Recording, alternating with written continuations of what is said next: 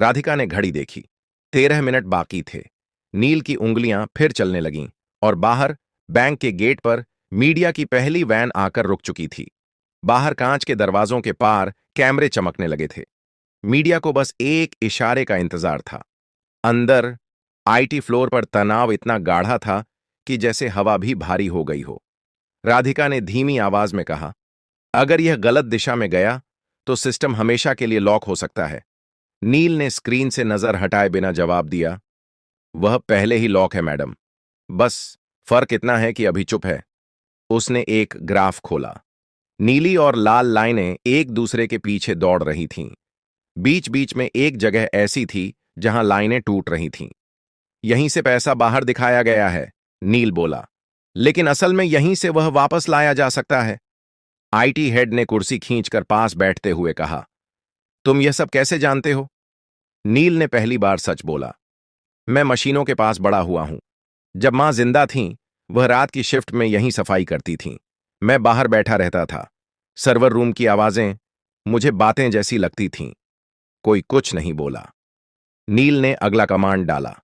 Screen पर एक नया संदेश उभरा, ऑथोराइजेशन रिक्वायर्ड। राधिका ने राहत की सांस ली। ठीक है, यह सामान्य है। हमारे पास मल्टी लेवल ऑथराइजेशन है। नील ने सिर हिलाया। नहीं मैडम, यह सामान्य नहीं है। क्यों? क्योंकि यह ऑथराइजेशन सिस्टम से नहीं आया। यह उस खाली कमरे से आया है जहां पैसा छुपा है। आईटी हेड का चेहरा सख्त हो गया। मतलब सिस्टम खुद तय कर रहा है कि किस पर भरोसा करे? नील ने धीरे से कहा, हां, और उसे आप पर भरोसा नहीं है। कमरे में एक अजीब चुप्पी छा गई। राधिका ने गहरी सांस ली। तो अब क्या होगा? नील ने अपनी जेब से वह मुड़ा तुड़ा कागज निकाला। उस पर टेढ़े मेढ़े निशान बने थे। अब हमें सिस्टम को याद दिलाना होगा कि यह किसके लिए बना था। उसने एक कोड डाला। यह कोई पासवर्ड नहीं था। यह समय, राशि और क्रम का मेल था। वही क्रम जिसमें बैंक हर दिन छोटे खातों को प्राथमिकता देता था। स्क्रीन पर अचानक हजारों छोटे ट्रांजैक्शन चमक उठे। 10 रुपए, 50 रुपए, 200 रुपए। आईटी टीम हड़बड़ा गई। ये क्या कर रहे हो? इससे सिस्टम और स्लो हो जाएगा। नील ने शांत स्वर में कहा, नहीं, इससे सिस्टम को भरोसा आएगा। राधिका ने हैरानी से पूछा, भरोसा? हां, नील बोला। मशीनें ताकत पर नहीं चलती, वे पैटर्न पर चलती हैं। और सबसे सच्चा पैटर्न है छोटे लोगों का पैसा। स्क्रीन पर चेतावनी बदलने लगी। Trust index rising. IT head ने आंखें मल लीं। यह मीटर पहले कभी नहीं देखा, नील ने कहा, क्योंकि आपने कभी सिस्टम से पूछा ही नहीं कि उसे क्या चाहिए। घड़ी पर नजर पड़ी। 7 मिनट बाकी थे। नील की उंगलियां अब और तेज चल रही थीं और उसी वक्त बैंक के मेन सर्वर से एक धीमी सी बीप की आवाज आई, जैसे कोई सोया हुआ दिमाग जाग रहा हो। सभी समझ गए। अब वापसी शुरू हो चुकी थी। बीप की वह आवाज छोटी थी, लेकिन असर बड़ा। आईटी फ्लोर पर खड़े हर इंसान की रीढ़ सीधी हो गई। स्क्रीन पर बिखरे हुए तीर अब एक दिशा में मुड़ने लगे थे, जैसे कोई भटकी हुई नदी अपने पुराने रास्ते को पहचान रही हो। आईटी हेड ने हकलाते हुए कहा, डेटा फ्लो रिवर्स हो रहा है।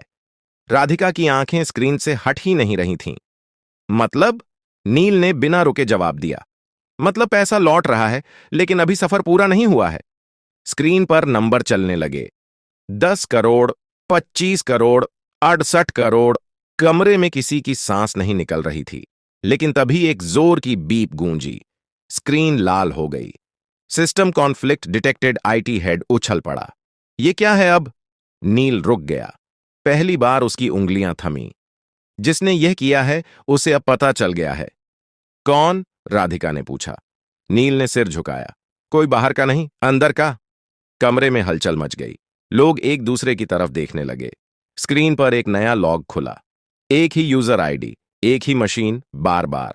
आईटी हेड का चेहरा सफेद पड़ गया। ये तो हमारे ही नेटवर्क से है, नील ने धीरे से कहा। चोरी बाहर से नहीं हुई थी, रास्ता अंदर से खोला गया था। घड़ी देखी गई। अब सिर्फ 4 मिनट बचे थे। राधिका ने खुद को संभालते हुए कहा, नील, क्या हम इसे रोक सकते हैं? नील ने जवाब देने से पहले एक गहरी सांस ली।